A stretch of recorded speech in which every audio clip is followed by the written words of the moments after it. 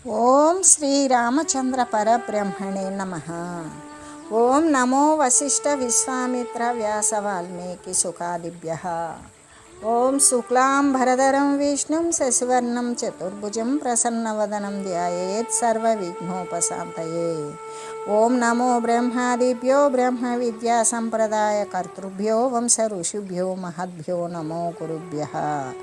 ఓం శ్రీరామో రామభద్రశ్చ రామచంద్రశ్చ శాశ్వతః రాజీవలోచన శ్రీమాన్ రాజేంద్రో రఘుపుంగవః. శ్రీ యోగ వాసిష్టము ఉపశమ ప్రకరణము. అయితే ఈ ఉద్దాలకుడు సుదృఢమైనటువంటి నిశ్చయము చేత పద్మాసనం వేసుకొని కూర్చొని అకార ఉకార మకార అర్ధమాత్రల చేత ఆయన చేసినటువంటి ఉచ్చైస్వరముతో ఆయన చేసినటువంటి ఆ యొక్క రేచక పూరక కుంభకాదుల యొక్క విషయముతోటి ఆయన యొక్క కుండలిని అనేటువంటిది ఉద్బోధితమైంది. అంటే సాధారణంగా కుండలిని ఎవరికైనా ఎలా ఉంటుంది? కుండలిని అన్నప్పుడు ఆడుపాము అనే కదా అర్థం. అయితే ఈ కుండలిని ఎలా ఉంటుంది? అదో భాగము అంటే ఆధార చక్రమునందు దాని యొక్క శిరస్సు ఉంచి అజ్ఞాన సమ్మిళితమైన దేహములందు ఆ విధంగానే ఉంటుంది.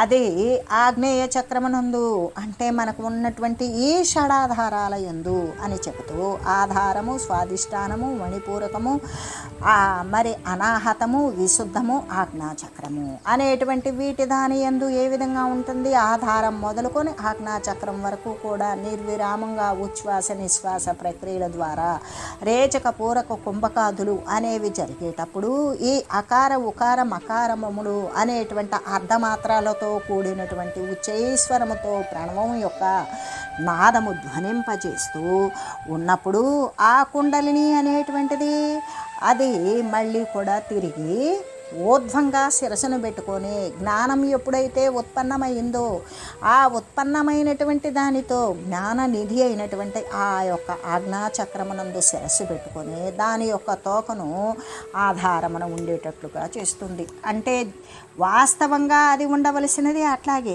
కానీ అజ్ఞానుల యొక్క శరీరమునందైతే ఇలాగ తలక్రిందులుగా వ్యతిరేక స్థితిలో ఉంటుంది.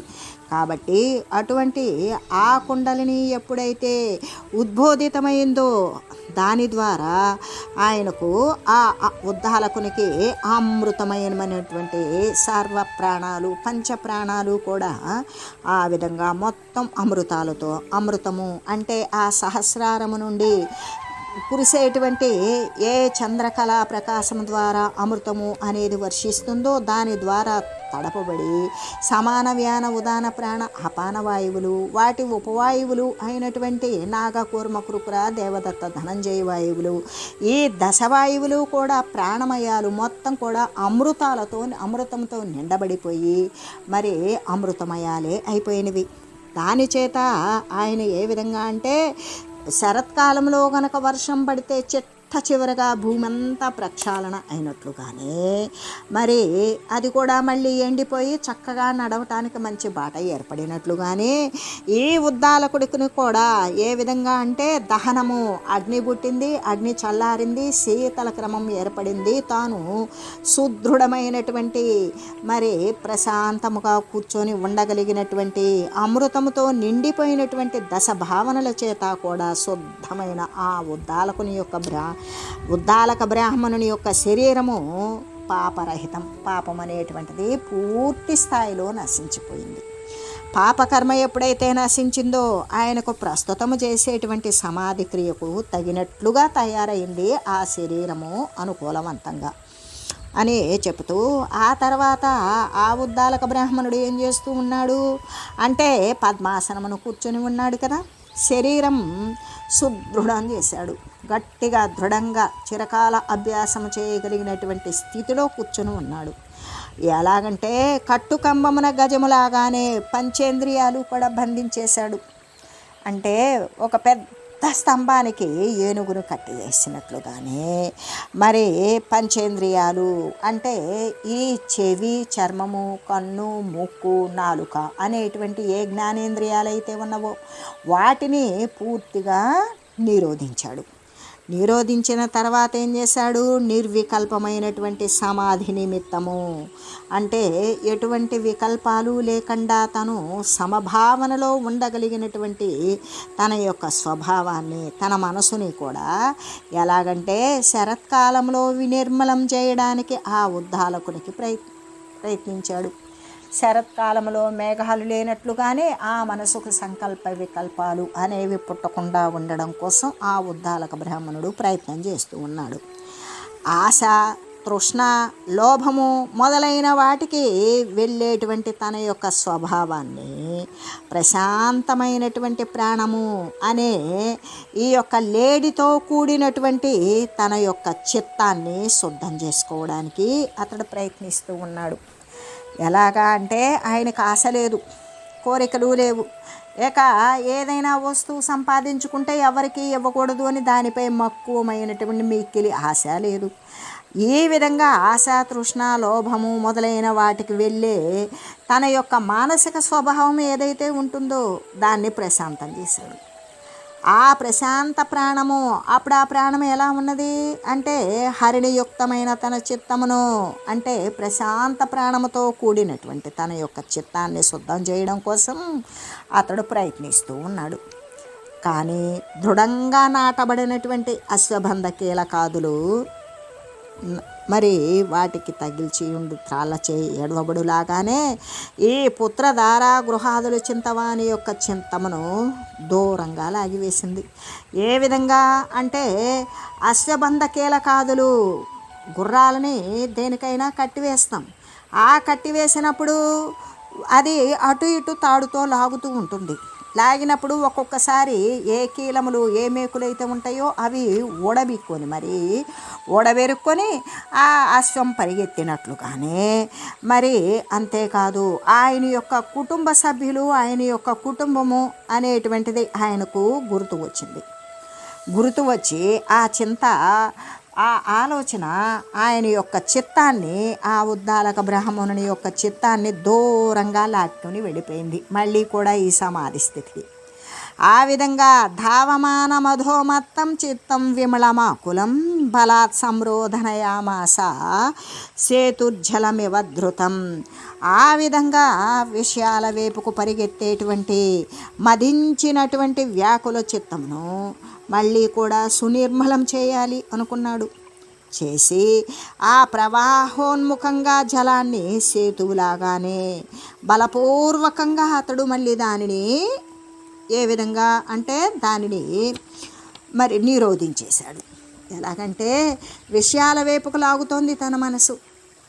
ఆ విధంగా పరిగెత్తేటువంటి, ఆ విషయాల వైపుకు పరిగెత్తేటువంటి వ్యాకులమైనటువంటి చిత్తం ఏదైతే ఉన్నదో ఆ దానిని చక్కగా మళ్ళీ తన విచారణ చేత నిర్మలం, మాలిన్యం లేకుండా చేశాడు. ప్రవాహానికి ఎదురుగా వచ్చేటువంటి జలాన్ని వారధి కట్టి నిరోధించినట్టుగానే బలవంతంగా ప్రయత్నపూర్వకంగా అతడు తన యొక్క మానసిక ప్రవృత్తిని నిరోధించాడు. అంటే వృక్షాలలాగానే ఇరువైపులా కూడా రెప్పలు కలిగి చలించకుండా కనుబొమ్మలతో కూడినవై సంధ్యాకాలములాగానే సుందరముగా ఉన్నట్టు తన యొక్క రెండు నేత్రాలను కూడా అతడు అంత సగం నేత్రము అంటే అర్ధనిమీలితం సగం కన్ను మూసివేశాడు. అంతేకాదు చక్రవర్తుల జన్మాదులకి నిమిత్తభూతమైనటువంటి ఈ ప్రశస్తమయములందు జగశ్రేయం కోసం శుభసూచకమే అయిన ఆ దేశపు వాయువు శీతలము సుగంధితము చేయబడినట్లుగానే ఈ మౌనవ్రతము అనేటువంటి చేసిన ఉద్దాలకుడు ప్రాణాపాన వేగము చేత మరి మున్ముఖందు ప్రశాంతతని పొందాడు. ఏ విధంగా ప్రాణాపాన వాయువులను నిరోధించాడు, ఒకదాని ప్రదేశంలో మరొకటి నడిపించాడు. ఆ విధంగా తన యొక్క నిగ్రహ శక్తిలోకి తీసుకుని వచ్చి తను అటువంటి ప్రశాంతతను పొందాడు. పొంది తిలేభ్య ఇవ తైలాని పృథక్చక్రే ప్రయత్నతః ఇంద్రియాణీంద్రియాద్యేభ్య కూర్మోంఘాని వగోపయన్. నువ్వుల నుండి నూనె వేరు చేసినట్లుగానే ఇంద్రియాలను విషయాల నుండి వేరుపరిచేశాడు. పరచి తాబేలు గనక తన అవయవాలను వలె వాటిని తన యందు ఇముడ్చుకున్నాడు. ఏ విధంగా అంటే తాబేలు తన అవయవాలను ముడుచుకునేలాగానే ఆ ఉద్దాలకుడు ఇంద్రియార్థాలైనటువంటి శబ్దస్పర్శ రూపరసగంధాలు అనబడే విషయాల నుండి తన యొక్క ఇంద్రియాలను ముడుచుకుంటూ ప్రత్యాహరించుచు అంటే బయటకు వెళ్ళేటువంటి ఇంద్రియ మనస్తత్వాలన్నీ కూడా మళ్ళీ అంతరంగమునకే లాగుతూ అంతరమునందే తను ఈ యొక్క విచారణ అనేది చేస్తూ నువ్వుల నుండి నేను తీసిన విధంగానే నువ్వుల నుండి నూనె వేరు చేసినట్లుగానే చివరకు వానిని ఆ ఇంద్రియముల యొక్క అర్థాల నుండి కూడా ప్రయత్నపూర్వకంగా వేరు చేసేసి ఎలాగంటే చిన్న కుండ యందుంచి మూయబడినటువంటి మణి దూరముగా ప్రసరించేటువంటి తన దీప్తి కిరణాలను త్యజించినట్లుగానే ఈ ధీరబుద్ధి అయినటువంటి అతడు బాహ్య విషయాలను దూరము నుండియే లెస్సగా వదిలివేశాడు. చిన్న కుండలో ఒక ప్రకాశించే మణిని పెట్టాం, దానిపైన మూత పెట్టాం. ఆ ప్రకాశం అనేటువంటిది బయటకు వస్తుందా? రాదు. ప్రకాశం అనేటువంటిది త్యజించి వేయబడింది. ఎందుకు? మనం మూసివేశాం కాబట్టి. అలాగే ఆయన కూడా ఉద్దాలకుడు కూడా ఏం చేశాడు అంటే ధీరబుద్ధి అయినటువంటి ఆయన బాహ్య విషయాలను దూరం నుండే పూర్తిగా త్యజించేశాడు. ఎలాగంటే మార్గశీర్షమందు వృక్షము రసములు తన యందు లీనం చేసుకున్నట్లుగానే ఆత్మతత్వ దర్శనము చేత మనసు యొక్క వాసనారూపాలైనటువంటి విషయాలను అతడు తన యందు లయం చేసుకున్నాడు. మార్గశీర్ష మాసంలో వృక్షాల యొక్క రసము అంటే ఏ విధంగా అంటే మార్గశిర మాసంలో ఇక ఎటువంటి సస్యాదులు అనేటువంటివి ఉత్పన్నము కావు. ఎలాగూ అంటే అప్పుడు వర్షాలు పడవు, కొత్త చిగుళ్ళు రావు. కాబట్టి ఇక అది ఆకులు రాల్చడానికి ముందు భాగం అన్నమాట. అప్పుడు ఏ విధంగా ఉంటుంది? వృక్షాల యందు రసాలు ఆ వృక్షాల యందే లీనమై ఉండేటట్లుగానే ఆ ఆత్మతత్వ దర్శనము చేత ఆయన మనసు యొక్క కోరికల రూపంలో ఉన్న విషయాలు అన్నింటినీ కూడా తన యందే లయం చేసుకొని మరి ముఖము బాగా బిగిగట్టినటువంటి జలపూరిత ఘటము అంటే కుండకు గనక మూతి గట్టిగా కట్టేసినట్లుగానే వాయు ప్రదేశములేమి అన్యఛిద్ర ముఖాలు నిరోధించినట్లుగానే ఎలాగంటే వాయువు లేనటువంటి అంటే గాలి లేనటువంటి ఇతర ఛిద్రములను అంటే పగిలిపోయిన వాటిని నిరోధించినట్లుగానే కాలి మడమ చేత గుదస్తంభనం చేశాడు. ఆ యొక్క వృక్షణాలను నొక్కి పట్టాడు కాలి మడమ చేత పట్టి నవద్వారాల యందలి అంటే గుదస్థానము అంటే మల విసర్జన స్థానము ఆ స్థానాన్ని మూసివేసి ఇక నవద్వారముల వందలి వాయువును అతడు నిరోధించాడు. అంటే ముక్కులు మూశాడు, కళ్ళు మూశాడు, అర్ధనిమీలిత నేత్రాలు అని చెప్పుకున్నాం కదా. కుండకు గనక మూతి గట్టిగా గుడ్డ చేత బిగిగట్టినట్లుగానే తన యొక్క శరీరంలో ఉన్నటువంటి ప్రతి ఒక్క రంధ్రాన్ని కూడా ఆ విధంగా గాలి బయటికి పోకుండా బయటిది లోపలికి రాకుండా ఉండేలాగా తన యొక్క కాలిమడమ చేత గుదస్థానాన్ని అదిమివేసి నవరంధ్రాలను కూడా అలా వాయువుని ఎటూ పోకుండా బంధించి ఆత్మరత్న ప్రపూర్ణమై ఆత్మరత్నాన్ని పొందినటువంటి వానిలాగానే మరి రజోగుణము తమోగుణము అనేటువంటివి లేకుండా పోయినవి. అటువంటి రజోగుణ తమోగుణ భావాలు అనేవి నశించిపోగా స్వచ్ఛమై ప్రసన్నమై ముఖము కమల చిహ్నితమైనటువంటి ఆ తామర లాంటి గురుతులాగా ఉన్నటువంటి ముఖము కలిగినటువంటి కంఠాన్ని సుమేరు పర్వతము తన శిఖరాన్ని ధరించినట్లుగా అతడు ధరించాడు. తల ఎత్తి మరీ చూడడం లేదు. నవద్వారాలు మూసివేశాడు కదా. ఆ విధంగా ఇక్కడ నవద్వారాలు అన్నప్పుడు 2 కళ్ళు, 2 చెవులు, 2 ముక్కులు, నోరు, మల మూత్ర ప్రదేశాలు, ఇవి మొత్తం కలిపితే 9 రకాలైనటువంటి రంధ్రాలు. ఇవే నవద్వారాలు. ఈ నవరద్వారాల నుండి గాలి వెలుపలికి బయటికి వస్తూ వెలుపలికి లోపలికి తిరుగుతూ ఉంటుంది. అటువంటి దానిని లోపలే ఉంచి బయట దానిని లోపల ప్రవేశించనివ్వకుండా ఈ విధంగా మొత్తం కూడా శిరము పైకెత్తి తనను తాను మరి రజోగుణ తమో గుణాలను కూడా నిరోధించి ఆత్మరత్నాన్ని పొందాలి అనేటువంటి ప్రపూర్ణమైనటువంటి కోరికతోటి ఆ విధంగా తన యొక్క శిరాన్ని పైకెత్తి నిల్చుని ఆ విధంగా చేస్తూ ఉన్నాడు. బభార హృదయాకాశే మనః సంయమమాగతం వింధ్యకాతైవోన్మత్తం గజం యుక్తి వశీకృతం. ఎలాగంటే సమాధి మొదలైనటువంటి దానికి అభిముఖంగా ఉండేటువంటి ధారణ మొదలైన యుక్తుల చేత వశీకృతమే అయిన తన యొక్క మనస్సును వింధ్యాద్రి కందకము మొదపటేనుగులాగానే తన యొక్క హృదయాకాశమును ధరించాడు. ఇటువంటి ఏ విధంగా గాలిని నిరోధించి కొన్ని అభ్యాసాలు చేయడం వల్ల అటువంటి యుక్తుల చేత ఆయన యొక్క మనసు ఆయనకు వశీకృతమైంది. ఎలాగూ అంటే వింధ్యాద్రి కందము అంటే వింధ్య పర్వతాలలో ఉన్నటువంటి మదపటేనుగు ఆ లోయలలో బడి మరి తనకు వశమైనట్లుగానే ఆ విధంగా తన మనసును తను వశం చేసుకున్నాడు. అంతేకాదు శరదాకాశ నైర్మల్యములాగానే సౌమ్యత్వాన్ని పొందాడు. నిర్మలంగా ఉన్నటువంటి శరదృతువులో ఆకాశం ఎంత మాలిన్యరహితంగా చక్కగా సౌమ్యంగా ఉంటుందో అటువంటి సౌమ్యత్వాన్ని పొందాడు. వాయురహిత పూర్ణ సముద్రములాగా నిశ్చలమైనటువంటి శోభ కూడా హరించాడు. ఏ విధంగా అక్కడ గాలి లేదు, గాలి లేనటువంటి పూర్ణ సముద్రము ఏ విధంగా ఉంటుంది? నిశ్చలమైనటువంటి శోభ ఉంటుంది. ఆ శోభను కూడా లేకుండా చేశాడు అని చెబుతూ ఎలాగంటే సంయమనము అనేటువంటిది పొందాడు. పొంది యుక్తి చేత వశీకరింపబడినటువంటి మనస్సును అతడు వింధ్య పర్వత కందకము గనక మదగజాన్ని ధరించినట్లుగానే తన హృదయాకాశమున ఆ యొక్క యుక్తి చే సంయమనం పొందినటువంటి మనసును ధరించాడు. ధరించి అంతేకాదు దుధావాతి వికల్పౌ ఘ్రాన్పతి భాసముపేయుష పురః పరిస్ఫుర ధ్రూపాన్మా శకానివ మారుతః అగచ్చతో యథా కామం ప్రతిభాసాన్ పునః పునః అచ్చినన్ మన్మనసా సూరః ఖడ్గేనే వరణే రిపూన్.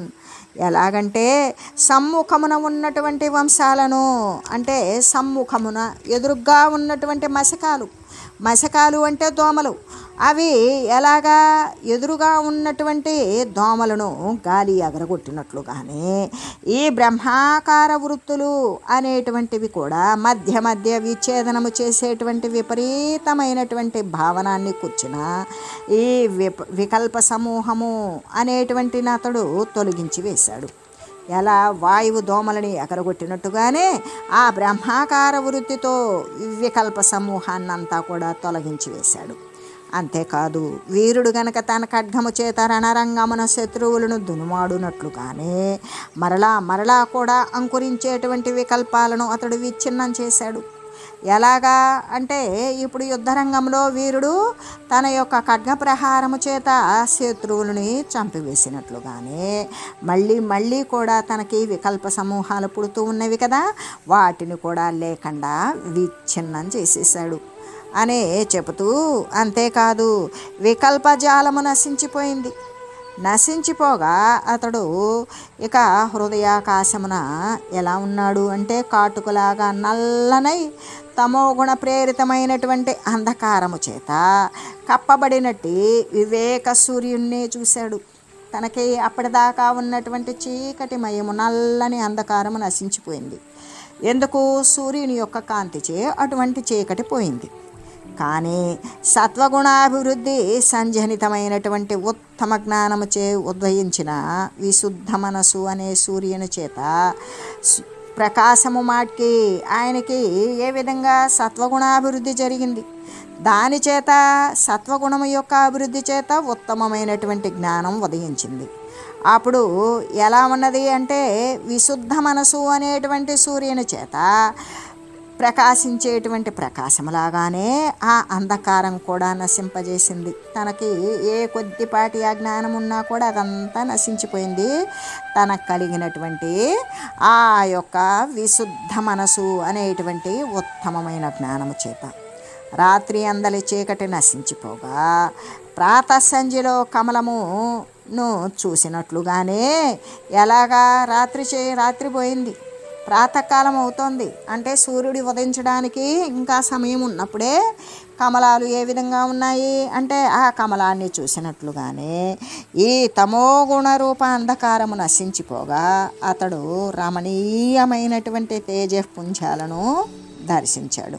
అంటే జ్ఞానోదయం అయింది. ఆ తేజపుంజము ఎలా అంటే స్థల కమలములాగానే, అంటే రజోగుణ వృత్తి సమూహాన్ని గజకిశోరంలాగా ఛేదించి వేసినట్లు, కమలాల వనములో గనక తామరల వనములో గజాలు ఏనుగులు ప్రవేశిస్తే ఆ తామరలను నశింపజేసినట్లుగానే ఆ యొక్క అంధకారమైనటువంటి ఆ తమోగుణం నశించిపోయింది ఉత్తమమైనటువంటి జ్ఞానంలో ఉత్పన్నమైనప్పుడు. అలాగే బేతాళుని వలె రక్త ప్రవాహమును వేగంగా మృంగివేసింది అని చెబుతూ ఆ తేజస్సు ఉపశమించిపోగా నిద్రాతరంగాల చేత చంచలమై మరి భ్రమణశీలమై కనబడేటువంటి ఆ మునీంద్రుని యొక్క మనసు నిశాకాలపు కమలములాగానే, ఏ విధంగా అంటే చీకటిలో కమలం ముడుచుకుపోయినట్లుగానే ఎలా ఉన్నది అంటే ఆ తేజస్సు అంతా కూడా అలా ఉపశమించింది. ఆయనకు నిద్రా తరంగాల చేత చంచలమై ఇక నిద్ర అనేటువంటిది మరి వచ్చింది.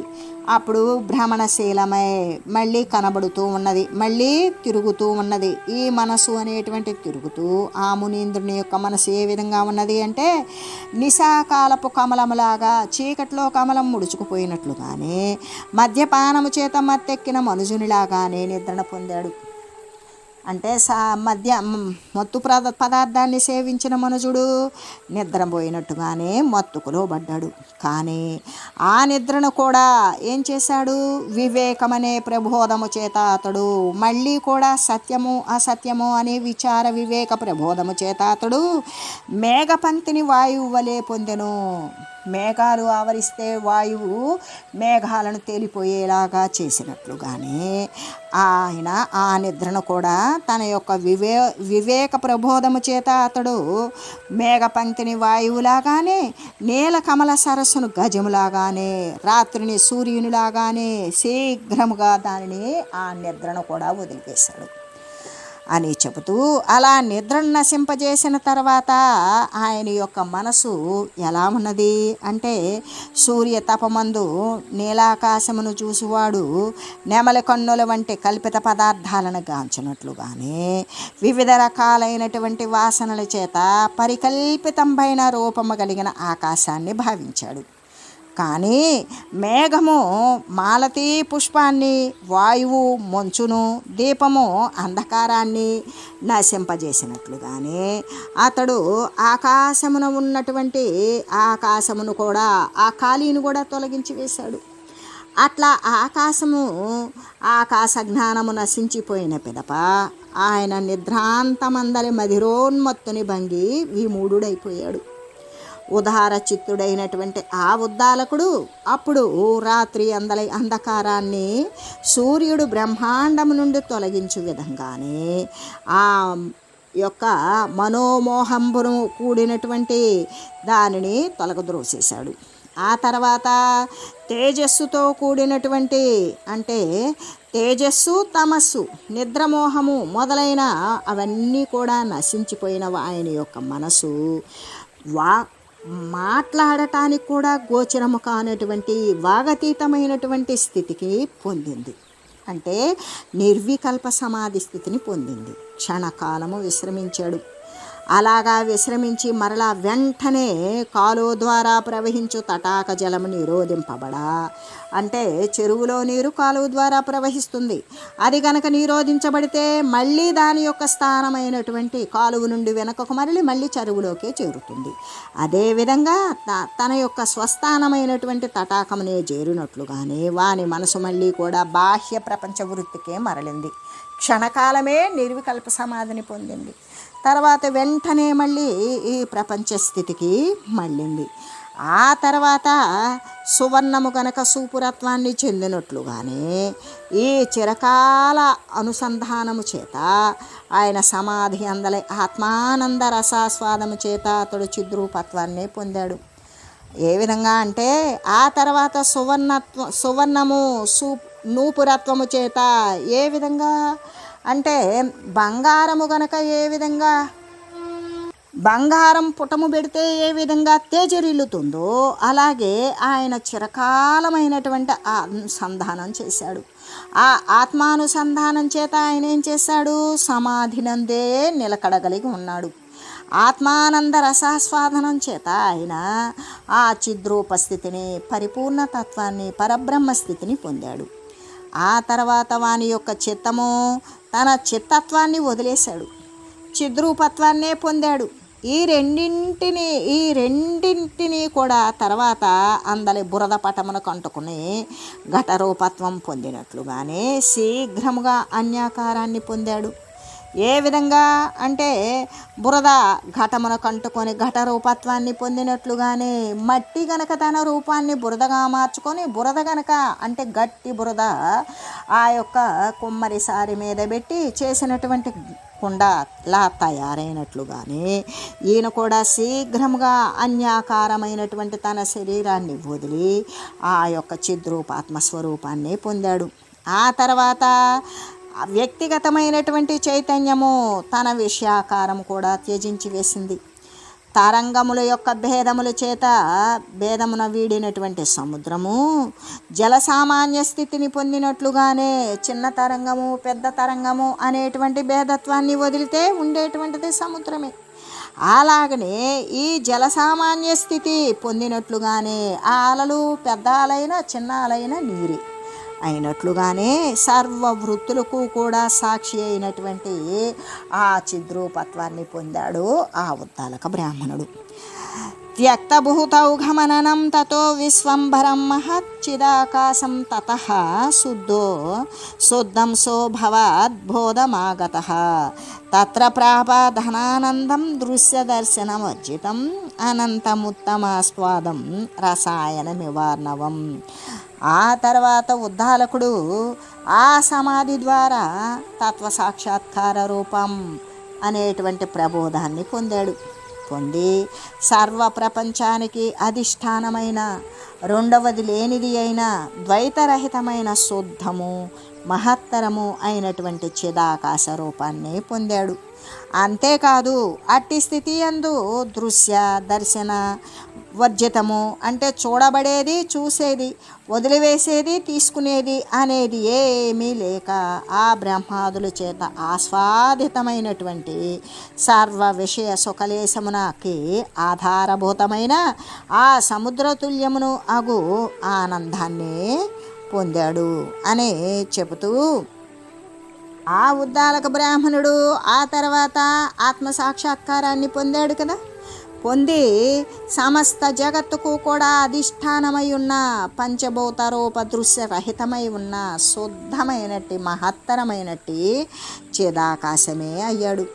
అటువంటి స్థితి యందు దృశ్యము కానీ దర్శనము కానీ రెండు వదిలివేసి బ్రహ్మాదుల చేత ఆస్వాదితమైనటువంటి సర్వ విషయ సుఖలేశాలకు ఆధారభూతమైన ఆ సముద్రంతో సమానమైనటువంటి ఆనందాన్ని ఆయన పొందాడు అని చెబుతూ, అంతేకాదు లెస్సగా పరిశుద్ధమైన శరీరము కలిగి ఈ పృథివీ రూపాన్ని పొందిన ఆనంద సాగరునిలాగానే చెన్నొందుచు ఉద్దాలకుడంత పరమాత్మ యొక్క సత్తా సామాన్య రూపత్వాన్ని పొందాడు. ఆ బ్రాహ్మణుడి జీవ చైతన్యము అనేటువంటి హంస ఆనంద సరోవరమున స్థితి కలిగి ఉన్నది. శరత్కాల నిర్మలమైన ఆకాశమునందు పూర్ణచంద్రునిలాగానే ప్రకాశిస్తోంది.